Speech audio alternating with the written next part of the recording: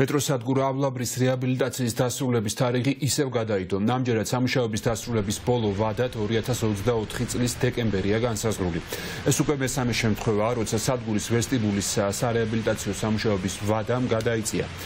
4,2 მილიონი ლარის ღირებულების ხელშეკრულება მშენებელ კომპანიასთან ჯერ კიდევ 2022 წლის დეკემბერშია გაფორმებული და წესით სამუშაოები 8 თვეში უნდა დასრულებულიყო. თუმცა 2 წლის შემდეგ პროცესი ისევ საწყის ეტაპზეა გაჩერებული.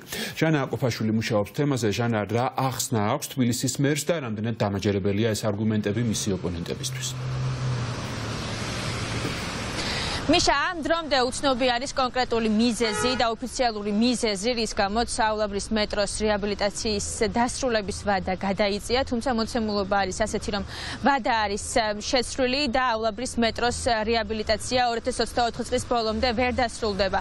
ეს არის უკვე რიგით მესამე შემთხვევა, როდესაც რეაბილიტაციის ვადა გადაიწია. წესით და რიგით დოკუმენტების მიხედვით კომპანია Bada Constructions ავლაბრის მეტროს რეაბილიტაცია მიმდინარე წლის 15 მარტამდე უნდა დაესრულებინა, თუმცა მოცემულობა არის ასეთი, რომ რეაბილიტაცია კიდევ 9 თვე ვერ დასრულდება. მეტროსადგური ავლაბარი ისევ ხარაჩოებში არის მოქცეული და ბაქანზე ჩასვლა მგზავრებს დროებით მოწყობილი შესასვლელიდან შეუძლიათ. ხელისუფლების ოპონენტები და კორუფციის მკვლევარები კიდევ ერთ გაჭიანურებულ პროექტსა და კორუფციულ გარიგებებზე საუბრობენ. Პასუხისმგებლობა ეკისრება რა თქმა უნდა კალაძეს, იმიტომ რომ მან დაიწყო ეს პროექტი და როგორც ყველა სხვა პროექტი, რომელიც მისი მერობის პერიოდში ვერც ერთი დროულად ვერ დაამთავრა, ისე არის მეტროსადგური ავლაბარი და ამასაც დროულად დამთავრებაზე აქვს ძალიან ბევრი პრობლემები. ხო, უკვე თითქმის მესამედ გადავადდა და კიდევ არ ვიცით ბოლოს როდის დასრულდება.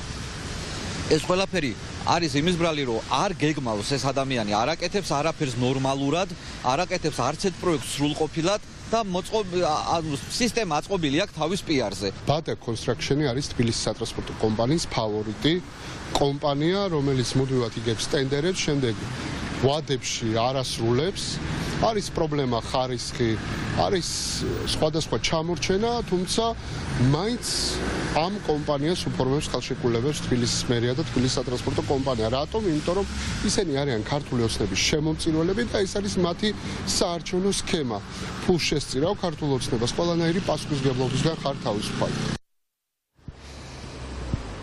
თბილისის სატრანსპორტო კომპანია Bada Constructions პროექტის განხორციელება 4 მილიონ ლარად დაუკვეთა და პირველადი შეთანხმების მიხედვით აღნიშნული პროექტი 2022 წლის 15 ივლისამდე უნდა დასრულებულიყო. თბილისის მერიამ ოცნების შემომწირველ კომპანიას პროექტის განხორციელება ყოველგვარი ტენდერის გარეშე ჩააბარა.